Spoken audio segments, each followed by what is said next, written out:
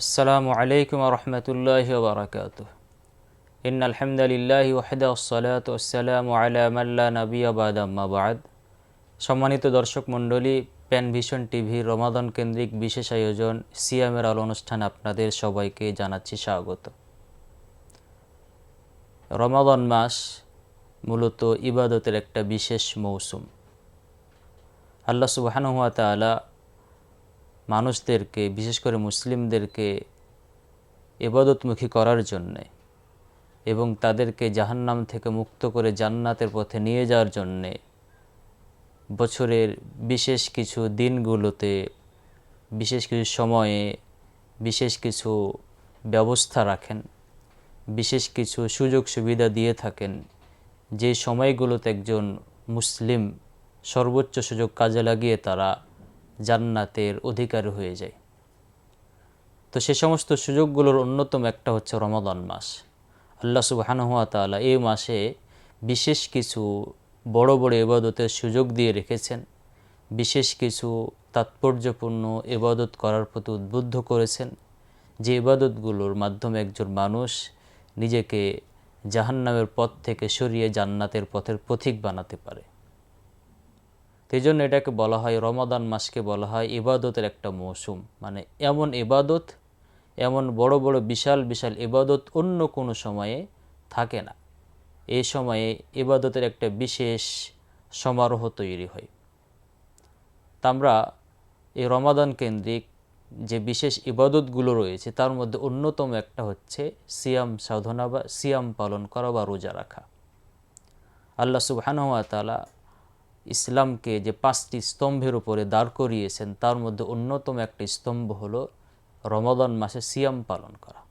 অতএব কোনো বান্দা যখন রমাদান মাসে সিয়াম পালন করে তখন সে যেন ইসলামের 5টা অংশের একটা অংশকে বাস্তবায়ন করে, তার জীবনে প্রয়োগ করে। সে যেন পুরা ইসলামের 5 ভাগের 1 ভাগকে নিজেদের জীবনে বাস্তবায়ন করে ফেলল। এছাড়া সিয়ামের বেশ কিছু ফজিলত আছে। রাসূল সাল্লাল্লাহু আলাইহি ওয়াসাল্লাম একটা হাদিসে বলেছেন যে মান সামা ইয়াওমান ফি সাবিলিল্লাহ বা'আদাল্লাহু বিহি 70 খরিফান মিনান নার।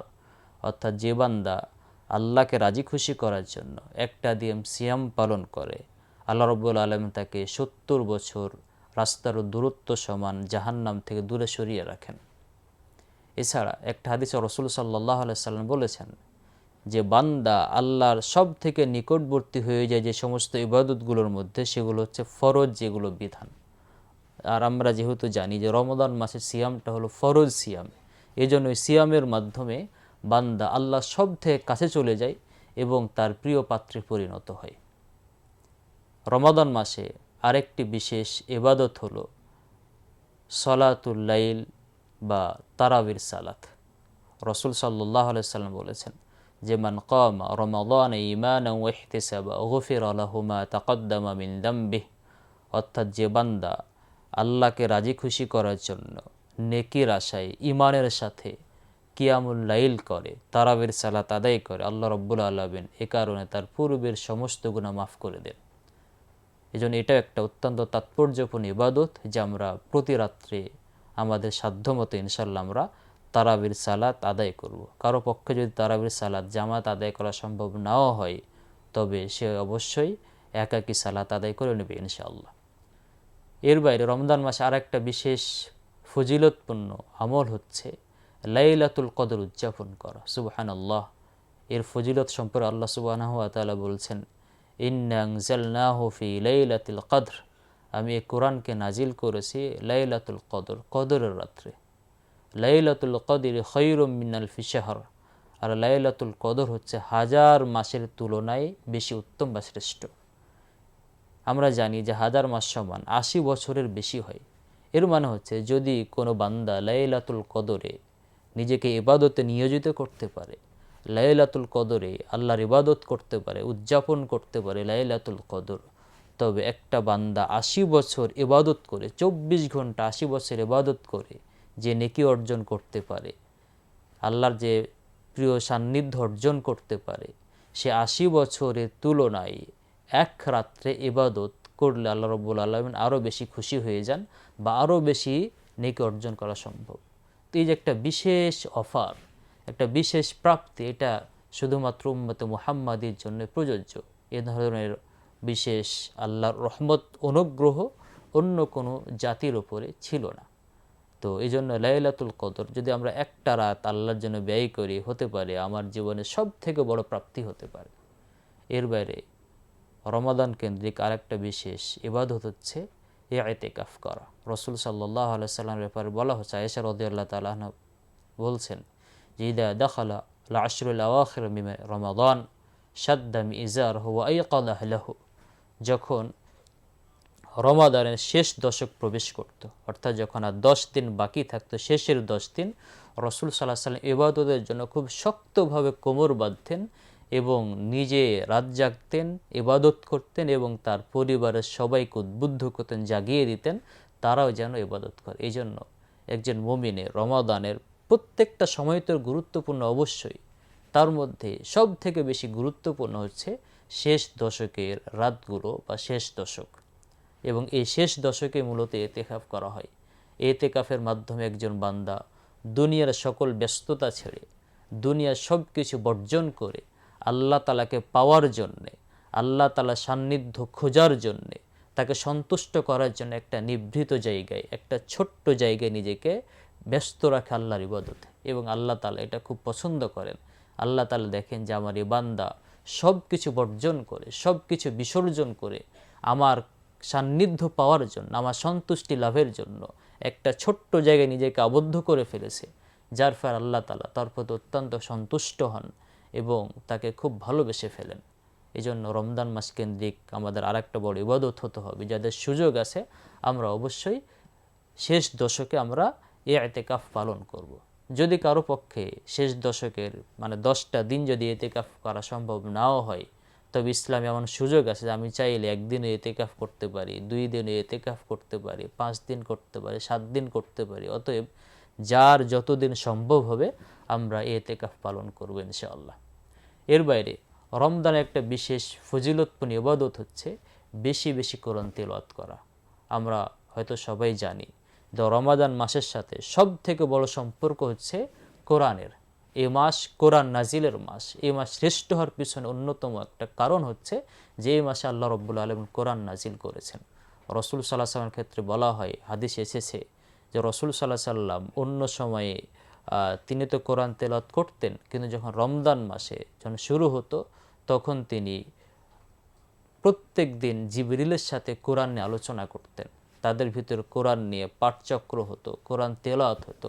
এই জন্য একজন মুমিনের কাছে রমাদান মাস আসবে অথচ কোরআনের সাথে তার সম্পর্ক তৈরি হবে না, এটা হতে পারে না। এর বাইরে রমাদান কেন্দ্রিক আরেকটা বিশেষ আমল হচ্ছে রাসূল সাল্লাল্লাহু আলাইহি ওয়াসাল্লামের ক্ষেত্রে বলা হয়েছে যে রাসূল সাল্লাল্লাহু আলাইহি ওয়াসাল্লাম অত্যন্ত বেশি দানশীল ছিলেন। তবে রমাদান মাস আসলে তার দানের গতি আরও বেড়ে যেত। হাদিসে বলা হচ্ছে যে একদম প্রবল আকার ধারণ করত, ঝড়ো হওয়ার মতো তিনি দান করতেন। এই জন্য আমরা রমজান মাসে আর একটা ইবাদত হচ্ছে যে আমরা বেশি বেশি দান করব। সম্মানিত দর্শক মণ্ডলী, আমরা হয়তো অনেকেই মনে করি যে ইবাদত বলতে শুধুমাত্র বিশেষ কিছু ইবাদত, এটাকে আমরা সীমাবদ্ধ মনে করি, কিন্তু আসলে বিষয়টা তা নয়। বরং অন্যায় কাজ বর্জন করা, নিজেকে পাপ কাজ থেকে দূরে সরিয়ে রাখা, এটাও মূলত একটা ইবাদত। আর এই রমাদান মাসে রাসূল সাল্লাল্লাহু আলাইহি ওয়াসাল্লাম বিভিন্ন হাদিসে বলেছেন যে একজন মানুষ যখন সিয়াম পালন করবে তখন সে কারোর সাথে তর্ক করবে না, কারোর সাথে ঝগড়া করবে না, কারোর সাথে বিবাদে লিপ্ত হবে না, কোনো মিথ্যা কথা বলবে না, কোনো মিথ্যা কাজে জড়িত হবে না, বরং সে আল্লাহর রাস্তায় চলাফেরা করবে, আল্লাহকে সন্তুষ্ট করার জন্য সব কিছু পাপ বর্জন করবে। অতএব এই যে রমাদান মাস, এই মাসের আরেকটা ফজিলত হচ্ছে, একটা ইবাদত হচ্ছে যে আমরা যাবতীয় অন্যায় কাজ থেকে, অনর্থক কাজ থেকে, অনুপকারী কাজ থেকে আমরা নিজেকে বিরত রাখবো এবং এটাও একটা আল্লাহর ইবাদত বলে গণ্য হবে। এই জন্য আমাদের সবার উচিত হবে যে আমরা রমজান মাসটাকে আমরা বিশেষভাবে গ্রহণ করব, ইবাদতের মাধ্যমে গ্রহণ করব। ইবনে রজব হাম্বলী রাহিমাহুল্লাহ একটা চমৎকার কথা বলেছেন। তিনি বলেছেন যে একজন বান্দার সাথে আল্লাহ তাআলার কেমন সম্পর্ক, আল্লাহ তাআলার বন্ধুত্ব কেমন, এটা জানার একটা মাধ্যম হচ্ছে যে সমস্ত দিনগুলো ফজিলতপূর্ণ দিন, যেগুলো বিশেষ দিন, সেইগুলোতে বান্দা নিজেকে আল্লাহর ইবাদতে নিয়োজিত রাখে কিনা এটা লক্ষ্য করা। যদি বিশেষ দিনগুলোতে কোনো বান্দা আল্লাহর ইবাদতে নিজেকে নিয়োজিত করতে পারে তবে সে ধরে নিবে যে আল্লাহর সাথে তার বন্ধুত্ব আছে। আর যদি সে দিনগুলোতে ইবাদতের পরিধি বাড়াতে না পারে, যদি ইবাদত বেশি করতে না পারে, তবে সে ধরে নেবে যে আল্লাহর সাথে তার ভালো সম্পর্ক নেই, বন্ধুত্ব নেই। কারণ আল্লাহর সাথে তার বন্ধুত্ব থাকলে অবশ্যই আল্লাহ রাব্বুল আলামিন তাকে এই বিশেষ দিনগুলোতে বেশি বেশি ইবাদত করার তৌফিক দিতেন। অতএব যেহেতু সে ইবাদত করতে পারছে না, এর মানে তার সাথে আল্লাহ তাআলার বন্ধুত্ব নাই। রাসূল সাল্লাল্লাহু আলাইহি সাল্লাম, সাহাবায়ে কেরাম, আমাদের পুরোতে ইমামগণ, তারা এই রমাদান মাসটাকে বিশেষভাবে গ্রহণ করতেন, একটা বিশেষ ইবাদতের মাস হিসেবে গ্রহণ করতেন। এবং রমাদান মাসে তারা সকল ব্যস্ততা বর্জন করে, সব কিছু বর্জন করে নিজেকে ইবাদতের পথে নিয়ে যেতেন এবং নিজেকে ইবাদত করতেন, নিজেকে ইবাদতের ভিতরে ব্যস্ত রাখতেন। এই জন্য রাসূল সাল্লাল্লাহু আলাইহি একটা হাদিসে বলেছেন যে সেই ব্যক্তি ধ্বংস হোক যে ব্যক্তি রমাদান পাওয়ার পরেও নিজের গুনাহ খাতা মাফ করে নিতে পারল না। তাই সম্মানিত দর্শক মণ্ডলী, আসুন আমরা এই রমাদান মাসকে ইবাদতের মৌসুম হিসাবে গ্রহণ করি, আল্লাহ তাআলার সান্নিধ্য পাওয়ার, তার প্রিয় পাত্র হওয়ার একটা উপকরণ হিসেবে গ্রহণ করি। আল্লাহ আমাদের তৌফিক দান করেন, আমিন। ওয়া আখিরু দাওয়ানা আলহামদুলিল্লাহি রাব্বিল আলামিন। আসসালামু আলাইকুম ওয়া রাহমাতুল্লাহি ওয়া বারাকাতুহু।